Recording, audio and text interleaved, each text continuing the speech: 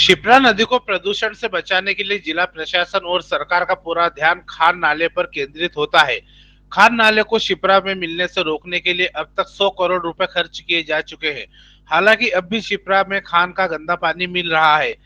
बांध बनाकर भी इसे रोक नहीं पाए हैं, क्योंकि कच्चा बांध भी लापरवाही और भ्रष्टाचार की भेंट चढ़ गया।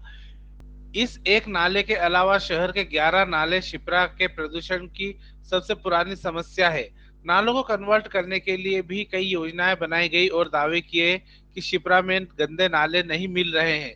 लेकिन सच्चाई तब सामने आई जब जनसंवाद एक्सप्रेस की टीम शिप्रा नदी के उस तट पर पहुंची जहां नदी में गंदे नाले मिल रहे हैं।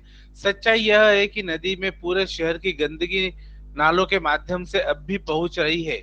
केंद्र सरकार ने उज्जैन को स्मार्ट सिटी योजना में शामिल किया। इसके बाद सिंहस्थ और शहर विकास का अलग बजट। महाकाल मंदिर क्षेत्र के सौंदर्यीकरण पर खर्च किया जा रहा है। स्मार्ट सिटी के नाम पर केवल महाकाल मंदिर विस्तारीकरण स्मार्ट है, बाकी पूरा शहर बैकवर्ड में पड़ा हुआ है। यह दुर्भाग्य की बात है कि स्मार्ट सिटी उज्जैन की धरोहर सप्त सागर के विकास को स्मार्ट सिटी योजना में शामिल नहीं किया गया है, जबकि शहर को स्मार्ट बनाने के लिए इन सप्त सागरों का सौंदर्यीकरण होना अनिवार्य है। यह भी दुर्भाग्य की बात है कि स्मार्ट सिटी में शहर की धरोहर गोवर्धन सागर के विकास के लिए साधु संतों को आंदोलन करना पड़ता है और सरकार के मंत्री और विधायक इन्हें समझाइश देते हुए तालाब के विकास और सौंदर्यीकरण के लिए चंदा देते हैं। इसके लिए एक समिति बनाई जाती है और तालाब के विकास के लिए पूरे शहर में चंदा किया जाता है। शिप्रा के मुद्दे को लेकर शहर के संत चिंतित है, लेकिन स्थानीय प्रशासन संतों को भी जैसे गंभीरता से नहीं ले रहा।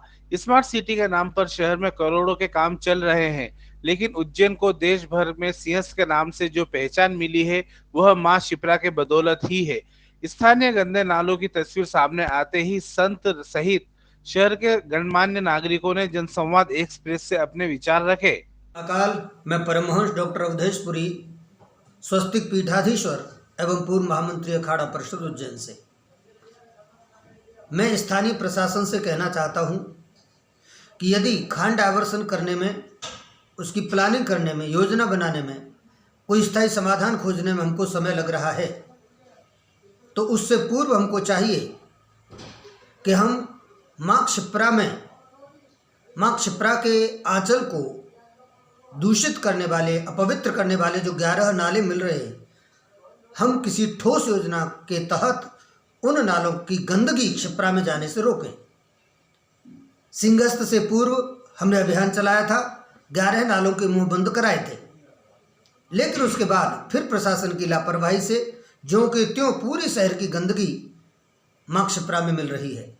ये दुर्भाग्य है हम लोगों का कि हम रामघाट पर बड़ी श्रद्धा से आचमन लेते हैं, लेकिन उस आचमन लेने वाले जल में कौन सा जल मिल रहा है शायद ये अधिकांशतः है श्रद्धालुओं को मालूम नहीं होता, लेकिन कहीं न कहीं उनकी श्रद्धा के साथ खिलवाड़ होता है। इसलिए मैं कहना चाहता हूं कि निश्चित रूप से हम अपने भगवान महाकाल की कृपा प्राप्त करना चाहते हैं, माँ शिप्रा की कृपा प्राप्त करना चाहते हैं, तो हम श्रद्धालुओं की आस्था से न खेलें। हमको ईमानदारी के साथ कोई ठोस योजना बनानी चाहिए जिसके तहत मां शिप्रा में कम से कम हमारा जो ड्रेनेज वाटर है वो न मिले उज्जैन का।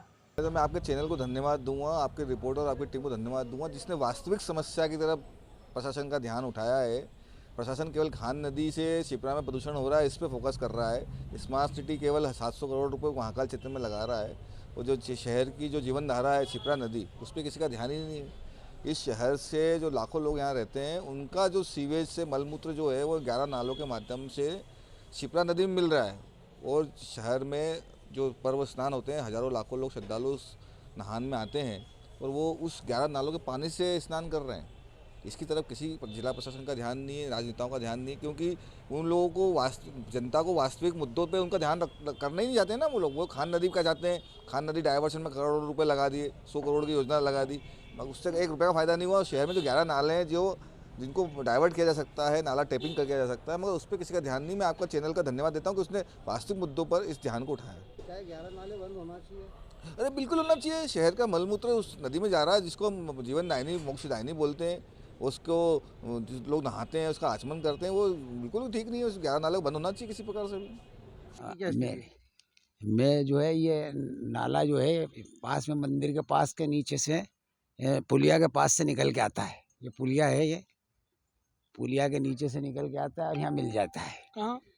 ये शिप्रा में मिल रहा है। ये पास में मंदिर भी है, मंदिर में बिलपत्र वगैरह चढ़ाने आते हैं, यहाँ नीचे देखते हैं तो नाला दिखाई देता है। कितने समय से देख रहे हैं आप ये? मैं यहाँ देख रहा हूँ 2-1 साल से देख रहा हूँ। नाला तो है, आता है और भी पुलिया के नीचे से ही है, पुल और भी के नाले हैं क्या इसके आसपास? इसके आसपास की तो जानकारी नहीं, लेकिन यहाँ की जगह हम आते रहते हैं तो ये पुल के नीचे से ही है, जो कचरा घर है ना, हाँ। ये पुल के नीचे के पास नाला है। यहाँ से आएगा पानी का है नाले का? ये नाली पानी वहीं से आता है, नाला पुल के पास से पुलिया है बनी हुई है, पीएचई के पास जो पुलिया बनी हुई है। पूरे शहर से आता है कि ये नाला?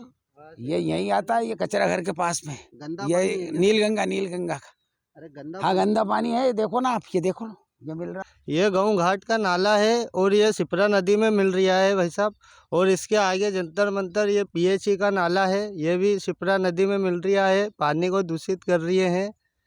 पानी की स्थिति कैसी है? पानी की स्थिति देख लो आप, एकदम पूरा लेकी हो रही ये है। फ्लो में कब बहता है सुबह नाला? ये सुबह से चालू हो जाता है भाई साहब, नाला बहना सुबह से चालू होता है तो शाम तक बहता ही रहता है। अभी 1-2 दिन से ही बंद है बस ये। कभी इसको प्रशासन ने बंद किया है आपके सामने? अब कभी आते हैं तो 1-2 बार बंद हो जाता है, 1-2 दिन के लिए, फिर चालू हो जाता है। ये तो स्थायी बंद नहीं हुआ है? स्थायी बंद नहीं होता है ये।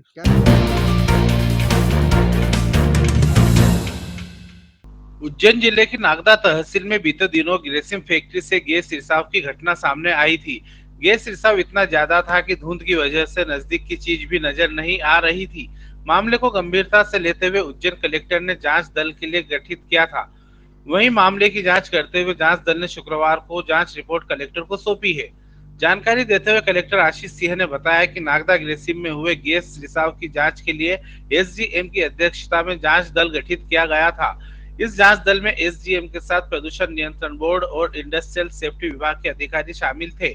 जांच दल ने विस्तृत रूप से जांच की तो पाया कि इस दुर्घटना को टाला भी जा सकता था, क्योंकि जांच में फैक्ट्री के कर्मचारियों की लापरवाही सामने आई है। मामला यह सामने आया है कि फैक्ट्री इनोवेटर को साफ कर खाली करना था, जिसमें ओलियम नामक द्रव्य था। इस द्रव्य को खाली करते हुए गैस वाल्व खोलना था, लेकिन कर्मचारियों द्वारा खाली किए बिना वाल्व खोल दिया गया, जिसकी वजह से गैस का रिसाव हुआ है। जांच में लापरवाही जरूर सामने आई है और यह घटना दोबारा न हो, इसलिए हमारे द्वारा कारखाना अधिनियम के अंतर्गत कार्यवाही की जाएगी। देखिए, इसमें जांच जो हुई थी, जिसमें एसडीएम की अध्यक्षता में साथ में पोल्यूशन कंट्रोल बोर्ड और इंडस्ट्रियल सेफ्टी के ऑफिसर्स थे, उनके द्वारा बहुत विस्तृत जांच करी गई है और उसमें पाया गया है कि ये निश्चित रूप से जो दुर्घटना थी उसको टाला जा सकता था और कहीं न कहीं वहाँ पे जो कर्मचारी हैं उनकी लापरवाही सामने आई है। ख़ास तौर पर जो इवोपरेटर थे, उनको जब साफ़ करना था तो उसमें जो ओलियम नाम का द्रव्य रहता है, पहले उसको हटाना था, उसके बाद खोलना था, लेकिन उनके द्वारा उनको खोल दिया गया, जिससे कि उसके द्वारा गैस का रिसाव हुआ है। तो निश्चित रूप से उसमें लापरवाही पाई गई है और जो कारखाना अधिनियम है, इंडस्ट्रियल सेफ्टी एक्ट है, उसके तहत उनके ऊपर कार्रवाई करी जाएगी। गैस चूँकि उस हिसाब से घातक नहीं थी, इसलिए इस वाली घटना से तो इसको नहीं जोड़ा जा सकता, लेकिन फिर भी आगे की सावधानी के लिए और इस प्रकार की घटनाओं की पुनरावृत्ति न हो, इसके लिए कार्रवाई किया जाना आवश्यक है।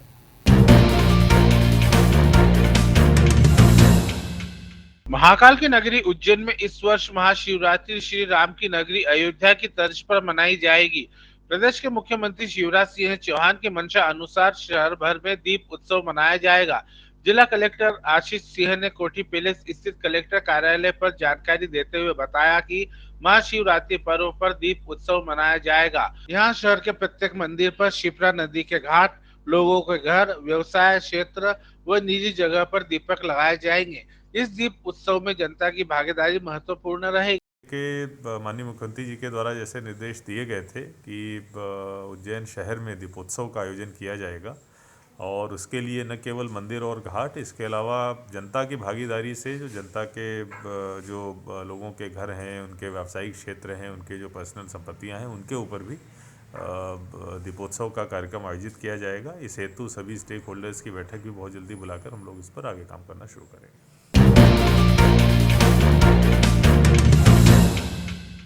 उज्जैन की केंद्रीय भैरवगढ़ जेल का स्टाफ यहीं के एक प्रहरी के खिलाफ लामबंद हो गया है। दरअसल स्टाफ के ज्यादातर सदस्यों ने जिला कलेक्टर आशीष सिंह को एक पत्र लिखा है जिसमें जेल के स्टाफ के करीब 30 सदस्यों के हस्ताक्षर है। जेल स्टाफ ने कलेक्टर से शिकायत की है कि जेल प्रहरी प्रकाश नीनामा गार्ड ड्यूटी इंचार्ज के सहायक राइटर के पद पर पदस्थ है। इस पद पर रहते हुए वो अक्सर अपने पद का दुरुपयोग कर रहे हैं। उक्त प्रहरी स्टाफ के सदस्य को छुट्टियां देने के नाम पर पैसा मांगते हैं। अवकाश का आवेदन प्रेषित नहीं किया जाता है। विरोध करने पर प्रहरियों की ड्यूटी बदल दी जाती है एवं जेल के अंदर आने पर पाबंद करने की धमकी देते हैं। वहीं जिला कलेक्टर आशीष सिंह ने मामले को में शनिवार को कार्यालय पर बयान देते हुए कहा कि उन्हें शिकायत मिली है जिस पर जांच की जा रही है। शिकायत प्राप्त हुई है कि जिनके द्वारा ड्यूटी लगाने का काम किया जाता है उनके द्वारा कहीं न कहीं लोगों की ड्यूटी लगाए जाने में कोताही बरती जा रही है और सभी के साथ समान जो है व्यवहार नहीं हो रहा है कि कुछ लोगों के साथ में भेदभाव हो रहा है और उनकी शिकायत के आधार पर जेल अधीक्षिका को उनको हटाने के लिए निर्देशित किया गया है।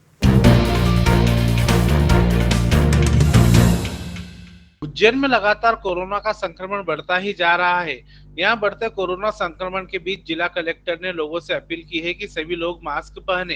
यहाँ कलेक्टर आशीष सिंह ने शनिवार को कार्यालय पर जानकारी देते हुए कहा कि मास्क नहीं पहनने वालों के खिलाफ स्पॉट फाइन की कार्यवाही लगातार जारी रहेगी।